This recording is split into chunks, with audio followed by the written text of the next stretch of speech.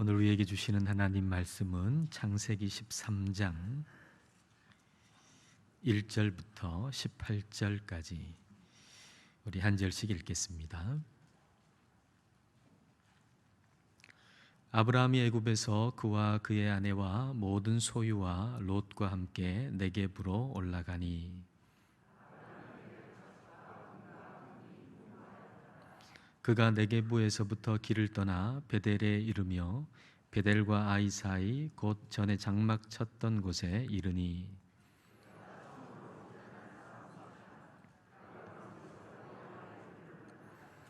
아브라함의 일행 롯도 양과 소와 장막이 있으므로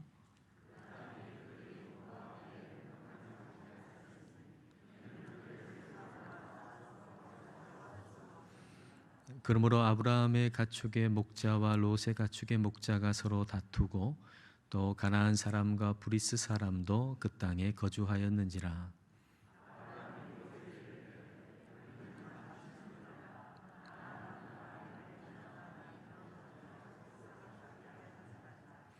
내 앞에 온 땅이 있지 아니하냐. 나를 떠나가라. 내가 좌하면 나는 우하고 내가 우하면 나는 좌하리라.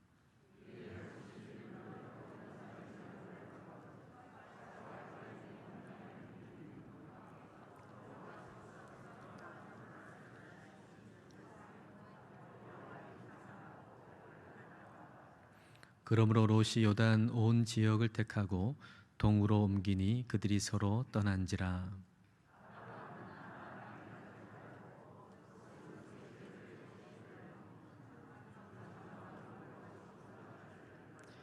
소돔 사람은 여호와 앞에 악하며 큰 죄인이었더라.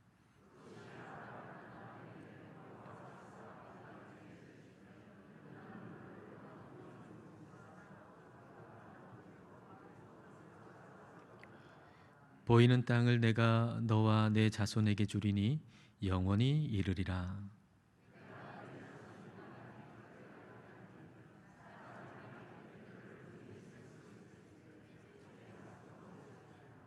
너는 일어나 그 땅을 종과 횡으로 두루 다녀보라. 내가 그것을 내게 주리라.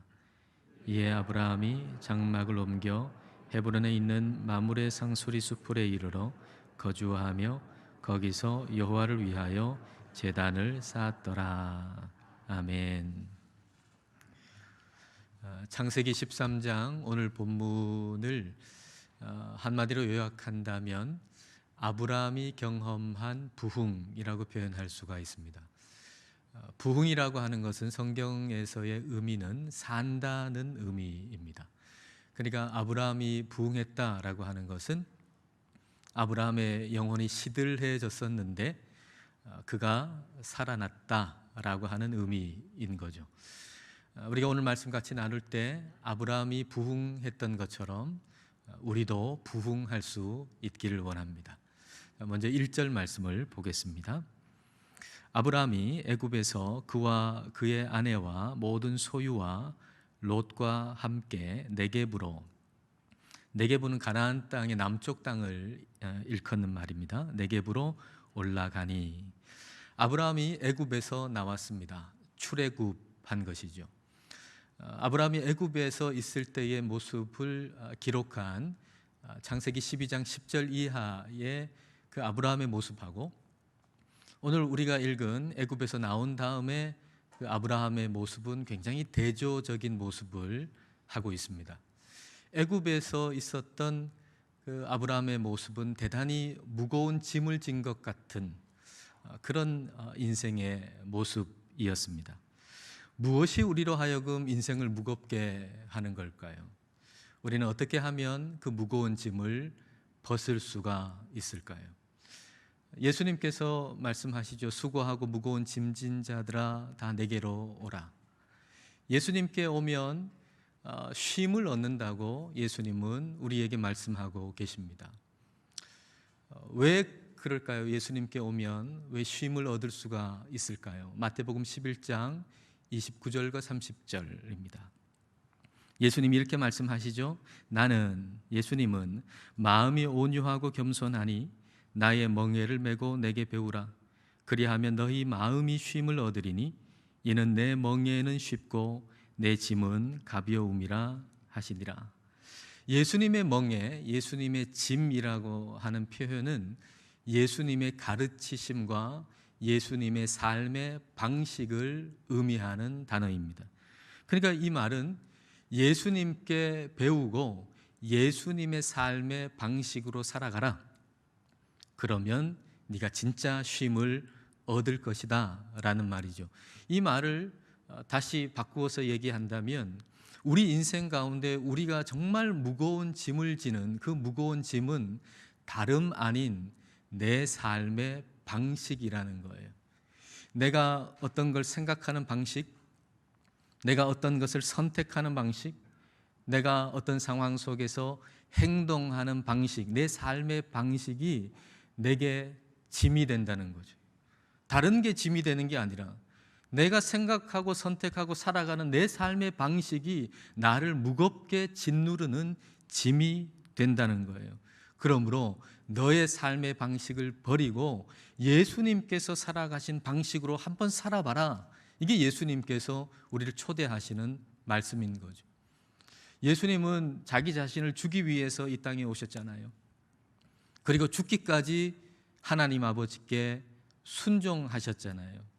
근데 우리는 예수님하고 정반대의 삶의 방식으로 살거든요. 우리는 내가 뭘 얻을까? 내 이익을 따라서 살고, 그리고 하나님의 말씀을 안다고 하지만 그 말씀대로 순종하지 않고 불순종하고 살잖아요.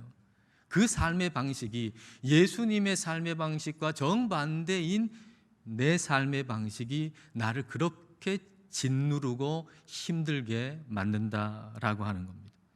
아브라함이 애굽에서 살아간 삶의 방식이 아브라함을 대단히 힘겹게 만들었던 거죠. 세상의 방식으로 뭔가 좀 얻어보려고 했던, 세상의 방법으로 좀 지금 문제를 해결해 보려고 했던 그 아브라함의 삶의 방식이 그를 몹시도 짓누르고 삶을 지치게 만들었던 겁니다. 이것에서부터 벗어나는 것이 출애굽입니다. 이게 부흥의 시작인 거죠. 나를 시들게 만들고 나를 무겁게 만들고 힘겹게 만드는 게 다름 아닌 내가 살아가는 삶의 방식이라고 하는 걸 깨닫고 거기서 나오는 거예요. 어디서 나오겠습니까? 사실 우리를 무겁게 한 것은 내 삶의 방식인데 거기서부터 나오는 출애굽, 이게 부흥의 시작인 것이죠. 아브라함은 애굽에서 나왔습니다. 애굽에서의 삶의 방식으로부터 떠난 것이죠. 그리고 어디로 가죠? 3절과 4절을 보겠습니다. 그가 네게부에서부터 길을 떠나 베델에 이르며 베델과 아이 사이 곧 전에 장막 쳤던 곳에 이르니 그가 처음으로 제단을 쌓은 곳이라. 그가 거기서 여호와의 이름을 불렀더라. 처음 제단 쌓고 예배 드렸던 곳으로 가는 거예요. 가서 예배를 드리는 거예요. 여호와 하나님을 알고 그리고 그분의 부르심, 그 말씀 하나 붙들고서 먼 길을 떠났던 그 설레임, 그리고 인도된 그 땅에서 처음으로 제단을 쌓고 예배했던 그 떨림, 그걸 회복한 거죠. 첫사랑을 회복한 겁니다.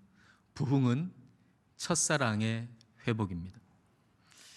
첫사랑이라고 하는 것은 어떤 시기적으로 처음 사랑만 의미하는 것이 아니라 내용 면에서 볼 때 전부인 사랑, 이게 처음 사랑, 첫사랑이에요. 전부인 사랑. 그러니까 첫사랑은 모든 것을 그 사랑하는 사람을 통해서 보는 거죠. 어떤 음식을 앞에 두면 그 사람이 이 음식을 좋아하는데 그 사람을 통해 이 음식을 보는 거예요. 어떤 장소에 가면 그 사람이 여기 오면 참 좋아할 텐데 그 장소도 그 사람을 통해서 보는 거예요. 그러니까 첫사랑이라고 하는 것은 모든 것을 사랑하는 바로 그 사람을 통해서 인식하고 인지하는 것, 그게 바로 첫사랑인 거죠. 미국 서부에 있는 캘리포니아에 UC 버클리라고 하는 아주 명문 대학이 있습니다. 근데 그 UC 버클리에 버클리라고 하는 이름, 버클리라고 하는 사람은 아일랜드에서 태어나 가지고 미국에 선교사로 갔던 사람입니다. 근데 그 버클리가 이런 얘기를 해요. 감각적으로 인지되고 인식되는 것만 존재한다. 감각적으로 인지되고 인식되지 않는 것은 존재하지 않는다. 이렇게 얘기를 해요. 자, 그러면은 이런 질문할 수 있겠죠. 버클리한테. 그러면 당신의 아들이 지금 당신 눈에 보이지도 않고 또 만질 수도 없고 소리도 들을 수 없는 저 멀리가 있는데, 그러면 당신 아들은 없는 거겠네? 존재하지 않는 거겠네? 그럴 때 버클리는 이렇게 답할 겁니다. 전능하신 하나님께서 내 아들을 보고 계시고 알고 계시고 인지하고 계시기 때문에 내 아들은 존재한다 라고 말이죠. 저는 이 부분이 우리에게 더 강조되었으면 좋겠어요. 우리가 어떤 걸 지각하고 어떤 걸 안다, 인지한다라고 할 때 우리의 지각과 인지는 불완전하잖아요. 그러므로 반드시 완전하신 하나님의 도우심을 받아야만 해요. 그래서 우리가 어떤 걸 제대로 인지하고 인식한다라고 하는 것은 하나님을 통해서만 가능한 거죠. 하나님을 통해서만 보고 하나님을 통해서만 우리는 어떤 것을 제대로 인식하고 알 수가 있는 것입니다. 그때만 그렇게 인지하고 인식한다는 것이 의미가 생기는 거죠. 우리가 소중한 사람을 생각하고 인지하고 인식할 때 이렇게 하나님을 통해서 보는 것이 습관이 되고 훈련이 되어야 하겠습니다. 이번 태풍으로, 지난 화요일 그 태풍으로 인해 가지고 포항의 아파트 지하 주차장에서 있었던 일을 여러분도 다 아실 겁니다. 50대 어머니는 살았는데 그 중학생 아들은 죽었잖아요. 또 부모님을 한꺼번에 잃어버리기도 했잖아요. 그 소식을 듣는 우리의 마음도 정말 쓰라리고 아픈데 그 가족은 얼마나 아플까? 정말 우리의 상상을 넘어서는 그런 아픔, 그런 슬픔을 지금 겪고 있을 겁니다.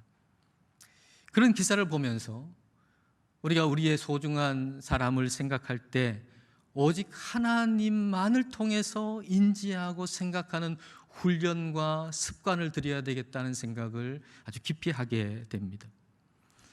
하나님이 내 아들과 내 딸을 보고 계시고 알고 계시기 때문에 내 아들과 내 딸이 지금 존재하는 거예요. 내가 지금 그를 보고 만질 수 있어서, 그의 소리를 들을 수 있어서 그 사람이 존재하는 게 아니라 하나님이 그를 보고 계시고 알고 계시고 사랑하기 때문에 그가 존재하는 거예요. 여러분, 우리의 눈으로나 우리의 감각으로만 보면 우리가 생각하지 못했던 순간에 우리가 사랑하는 사람이 사라질 수도 있습니다. 근데 우리의 감각으로 알 수 없다고 해서 그 존재가 없어지는 것인가? 그렇지 않다는 거죠. 하나님이 알고 계시다면, 하나님이 보고 계시다면, 하나님이 인식하고 계시다면 그는 지금도 존재하는 것입니다. 나 자신도 마찬가지예요. 거울을 볼 때 내 모습이 있어요. 그래서 내가 있구나. 내가 만져보니까 손이 만져져요. 그래서 내가 있구나 라고 하는 게 아니라, 그 거울을 통해서나 내 감각으로 내가 있다는 걸 인식하는 게 아니라 하나님을 통해서 내가 있다는 걸 우리는 생각해야 돼요. 하나님이 나를 보고 계시기에, 하나님이 나를 알고 계시기에, 하나님이 나를 사랑하시기에 나는 존재한다는 것을 말이죠. 우리는 모든 것을 하나님을 통해서 인식하고 인지해야 되고, 그때에만 그것이, 그 존재가 의미 있는 것입니다. 물질도 마찬가지예요. 하나님을 통해서 우리는 봐야 돼요. 아브라함이 애굽에서 나올 때 많은 재물을 가지고 나왔습니다. 그리고 그 많은 소유 때문에 갈등도 일어났습니다. 자, 6절과 7절을 보겠습니다. 그 땅이 그들이 동거하기에 넉넉하지 못하였으니 이는 그들의 소유가 많아서 동거할 수 없었음이니라. 그러므로 아브라함의 가축의 목자와 롯의 가축의 목자가 서로 다투고, 소유가 많은 것으로 인해 가지고 지금 다툼이 일어나게 되었죠. 그러나 아브라함의 목자와 롯의 목자의 다툼이 아브라함과 롯의 다툼으로 이어지지는 않았습니다. 왜냐하면 아브라함은 자신이 가지고 있는 그 많은 재물을 하나님을 통해서 보았기 때문입니다. 하나님을 통해서 보지 않고 그냥 그 물질을 그 물질로 내 감각으로 보았다면 반드시 싸움이 일어났을 겁니다. 그런데 아브라함은 그 많은 물질을 하나님을 통해서 본 겁니다. 하나님을 통해서 본다면 하나님의 뜻대로 쓰이지 않는 물질은 아무리 많아도 의미가 없는 거죠. 아무리 많은 물질이 있어도 하나님께서 원치 않는 일이 그 물질 때문에 일어난다면 그 물질은, 그 돈은 의미가 없는 것이죠. 그래서 아브라함은 많은 물질을 가진 부자였지만 그걸 하나님을 통해서 봤기 때문에 그 재물로 인해서 싸움이 일어나게 하지는 않았던 것입니다. 자, 8절과 9절을 보겠습니다. 아브라함이 롯에게 이르되 우리는 한 친족이라 나나 너나 내 목자나 내 목자나 서로 다투게 하지 말자. 내 앞에 온 땅이 있지 아니하냐. 나를 떠나가라. 내가 좌하면 나는 우하고 내가 우하면 나는 좌하리라. 네가 좌하면 나는 우하고 네가 우하면 나는 좌하리라. 다시 말하면 너와 같은 걸 추구하지 않겠다라고 하는 거죠. 네가 추구하는 걸 나는 추구하지 않는다는 거예요. 싸움이 되려면 같은 걸 추구해야만 싸움이 됩니다. 돈을 가장 가치 있게 여기고 그 돈을 많이 버는 것을 목적으로 할 때 두 사람은 같은 목적, 그 돈을 더 얻기 위해서 싸우게 되는 것이죠. 두 사람이 높은 자리 얻기를 원하고 높은 자리를 추구할 때 두 사람은 그 자리를 놓고 싸우게 되는 것이죠. 두 사람이 자기의 자존심을 가장 중요하게 여길 때 그 자존심 놓고 두 사람은 격렬하게 싸울 수밖에 없는 거죠. 그러나 원하는 것이 다르면, 추구하는 것이 다르면 싸움이 일어날 수가 없습니다. 네가 좌하면 나는 우하고 네가 우하면 나는 좌하겠다라고 하는 얘기는 단순하게 양보한다는 의미가 아니라 전혀 다른 가치관으로 나는 산다라고 하는 의미입니다. 이게 부흥입니다. 전혀 다른 가치관이 내 안에 들어오는 거, 이게 부흥입니다. 그래서 우리에게 부흥이 일어나면 싸움은 그치게 되어 있습니다. 그러므로 우리가 살아가는 동안에 갈등이 생길 수 있죠. 그러나 그 갈등이 싸움으로 이어지지 않기 위해서 우리는 부흥하게 해달라고 우리는 기도해야 돼요. 부흥하게 해달라고. 우리 안에 부흥이 일어나도록, 내 안에 전혀 다른 가치관이 들어오도록 우리는 기도해야 하는 겁니다. 내가 원하는 거나 저 사람이 원하는 거나 똑같으면 갈등이 생기고 그 갈등은 반드시 싸움으로 이어질 수밖에 없는 거예요. 그러나 내 안에 부흥이 일어나면, 내 안에 전혀 다른 가치관이 들어오면, 그러면 결코 싸움으로 이어질 수가 없는 것입니다. 그래서 우리는 기도해야 되는 것이죠. 갈등이 일어난 순간마다, 아니 일반적으로 평소의 삶 가운데 기도해야 되는 거예요. 부흥이 일어나도록, 내 안에 전혀 다른 가치관이 들어와 있도록, 보이지 않는 것을 주목하도록 우리는 기도해야 하는 거죠. 고린도후서 4장 18절 말씀, 이게 우리의 기도 제목이 됐으면 좋겠어요. 자, 같이 한번 우리 읽어보겠습니다. 우리가 주목하는 것은 보이는 것이 아니요 보이지 않는 것이니 보이는 것은 잠깐이요 보이지 않는 것은 영원함이라. 우리 안에 부흥이 일어난다면, 우리가 보이지 않는 것을 주목한다면 아브라함과 롯이 싸움이 되지 않았던 것처럼 우리와 다른 사람이 싸움이 되지 않을 것입니다. 근데 우리는 보이지 않는 것보다 보이는 것을 주목할 때가 참 많죠. 오늘 말씀에 아브라함보다는 롯의 모습을 하고 살아갈 때가 오히려 더 많은 것 같습니다. 아브라함이 그 롯한테 제안을 하면 롯이 예의상으로라도, 아니 제가 어떻게 먼저 선택합니까? 삼촌이 먼저 선택하셔야죠. 그렇게 예의상으로라도 얘기해야 되는데 보니까 이쪽이 너무 좋아요. 아브라함이 먼저 저거 선택할 것 같아요. 그래가지고 욕심이 나가지고 그냥 그 제안대로 그쪽을 좋아 보이는 쪽을 선택을 한 거죠. 자, 10절 말씀 보겠습니다. 이에 롯이 눈을 들어 요단 지역을 바라본즉 소알까지 온 땅에 물이 넉넉하니 여호와께서 소돔과 고모라를 멸하시기 전이었으므로 여호와의 동산 같고 애굽 땅과 같았더라. 롯이 선택한 그 땅에 대해서 롯이 생각하는 거예요. 아, 이 땅은 여호와의 동산 같고 애굽 땅 같다라고 말이죠.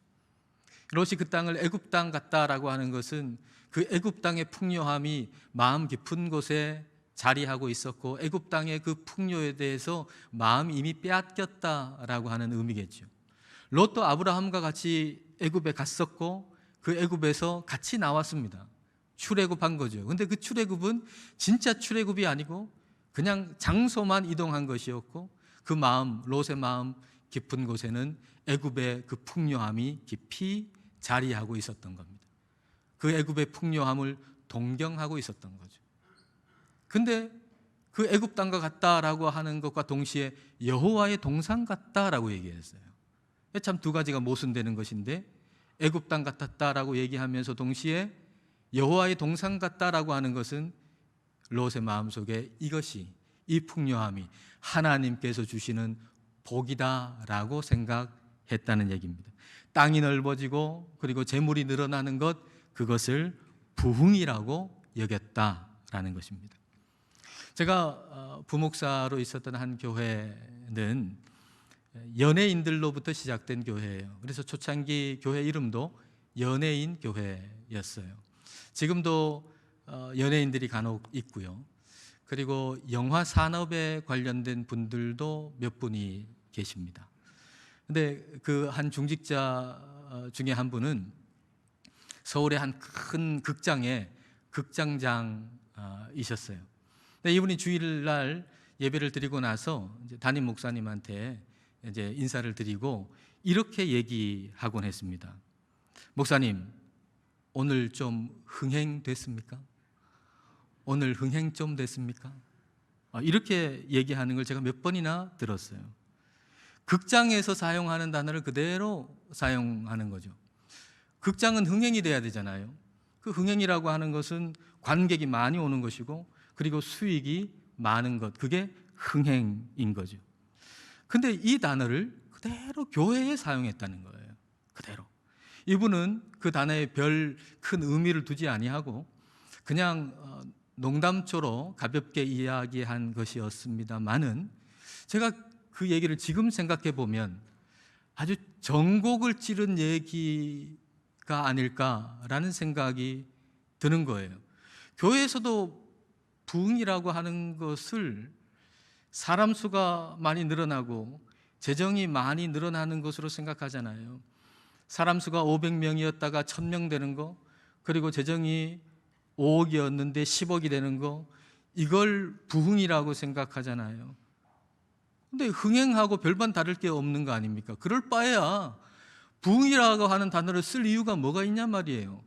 부흥이나 흥행이나 비슷한 별반 다르지 않는 것이라 그러면 그냥 흥행이라고 하는 단어를 쓰지 굳이 부흥이라고 하는 말을 쓸 필요가 뭐가 있느냐는 말이에요. 롯은 여호와의 동산과 애굽 땅을 혼동한 거예요. 부흥과 흥행을 혼동한 거예요. 지금 롯은 흥행했거든요. 부흥한 게 아니에요. 근데 그 흥행을 부흥했다고 생각하는 거예요. 부흥은 수의 문제가 아니에요. 가치관의 문제예요. 부흥은 육신의 문제가 아니에요. 영혼의 문제예요. 근데 롯은 이 두 가지를 혼동한 거죠. 아직 마음속에 굳건한 새로운 가치관이 형성되어 있지 않았어요. 물론 그가 하나님을 믿는 사람이었지만 마음속에는 새로운 가치관이 형성되어 있지 않은데 흥행한 거예요. 부흥은 안 했는데 흥행한 거예요. 부흥은 없는데 흥행한다면 그 흥행은 결코 복이 될 수 없습니다. 부흥 없는 흥행은 오히려 저주가 되는 것이죠. 부흥은 재산의 증식이 아니에요. 부흥은 관계의 증식입니다. 17절과 18절을 보겠습니다. 너는 일어나 그 땅을 종과 횡으로 두루 다녀보라.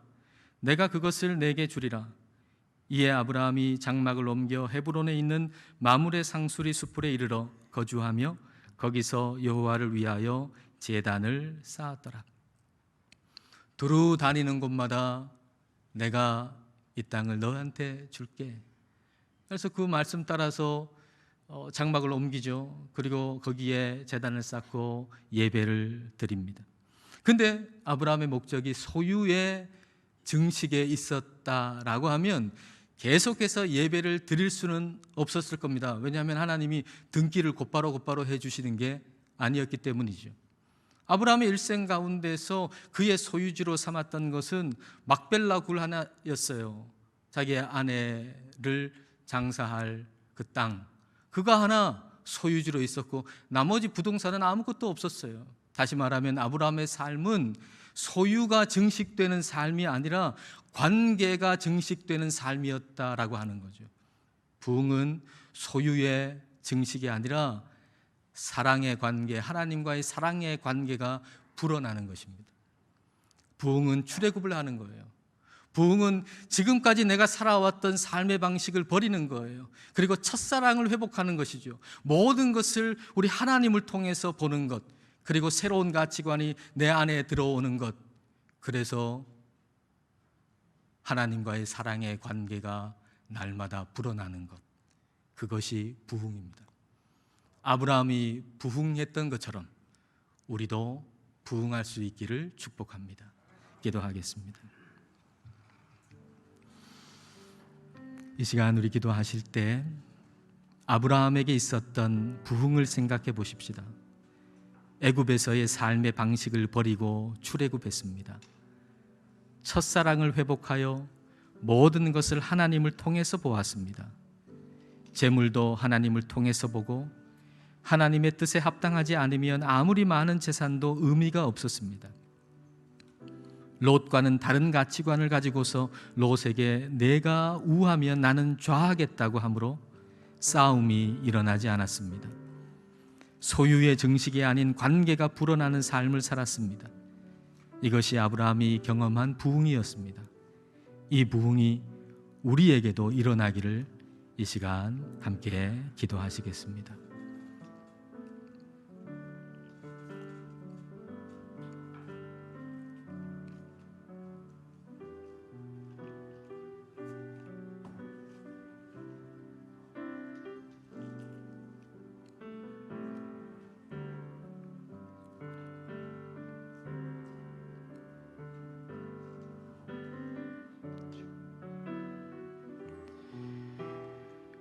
은혜가 풍성하신 하나님 아버지, 시들고 메마른 저희에게 부흥을 주옵소서. 우리를 짓누르고 지치게 만드는 세상적인 삶의 방식에서 벗어나게 하옵소서. 예수님께서 살아가신 삶의 방법으로 살게 하시고 하나님을 통해서만 사람과 물질을 인식하는 법을 배우게 하옵소서. 그리하여 세상 사람들과 똑같은 가치관으로 사람과 싸우는 인생이 아니라 보이지 않는 것을 주목하는 새로운 가치관으로 싸움이 일어날 수 없는 인생을 살게 하옵소서. 소유의 증식이 아닌 사랑의 관계가 불어나게 하옵소서. 저희에게 이와 같은 부흥이 일어나게 하옵소서. 예수님 이름으로 기도드립니다. 아멘.